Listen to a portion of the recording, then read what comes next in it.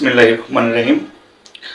বর্তমান সমাজে কতিপয় কিছু লোকজন আছে যারা সাংবাদিকদেরকে উদ্দেশ্য করে বলে, তারা তো 500 টাকা সাংবাদিক, তারা তো 500 টাকা দিলেই সারাদিন বসে থাকে, তাদেরকে আমরা যা বলবো তারা তাই করবে, টাকাই তাদের কাছে সব।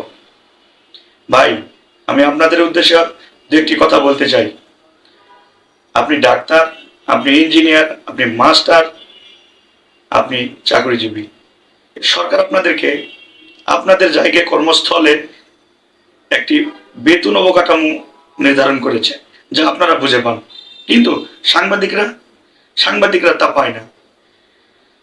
এখন পর্যন্ত রাষ্ট্র সাংবাদিকদের জন্য কোনো সুনির্দিষ্ট সংজ্ঞা নির্ধারণ করে তাদের বেতন অবকাঠামো কিন্তু নির্ধারণ করে নাই। তো তাহলে সাংবাদিকরা কি করবে? ভাই, তারাও মানুষ। দিন শেষে সাংবাদিকরা যখন ঘরে ফিরে, তারা কিন্তু সাংবাদিক হিসাবে ঘরে ফিরে না। তারা ঘরে ফিরে কারো বাবা হয়ে, কারো মা হয়ে, কারো ছেলে হয়ে, কারো স্বামী হয়ে, কারো আত্মীয় স্বজন, পাড়া প্রতিবেশী হয়।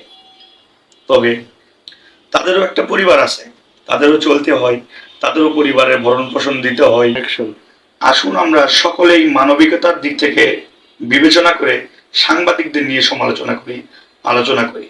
আমি সকল সাংবাদিক ভাই বোনদের দৃষ্টি আকর্ষণ করে বলছি, আসুন আমরা সকলেই ভালো মানুষের যেসব 10 গুণ প্রয়োজন, সেসব গুণগুলো আমাদের মধ্যে ধারণ করি।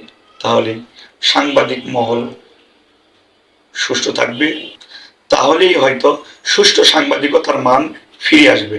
আমার কথায় কেউ যদি মনোকষ্ট পেয়ে থাকে, নিজ গুণে ক্ষমা করে দিবেন, এবং সেই সাথে আমি সকলের দীর্ঘায়ু ও সুস্বাস্থ্য কামনা করে আমি আমার সংক্ষিপ্ত কথা এখানে শেষ করতেছি।